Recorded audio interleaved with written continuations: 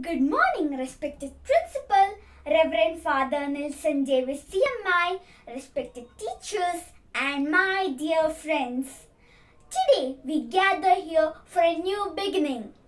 This is the time to start new hopes, expectations, and dreams.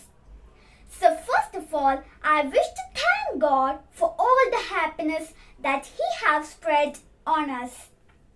And I pray to God that this year will bring all the happiness in our life. It's a time for people to leave all the bad experiences in previous year and take a step into a new year with positive energy. New Year is celebrated throughout the world. It is celebrated just like a festival.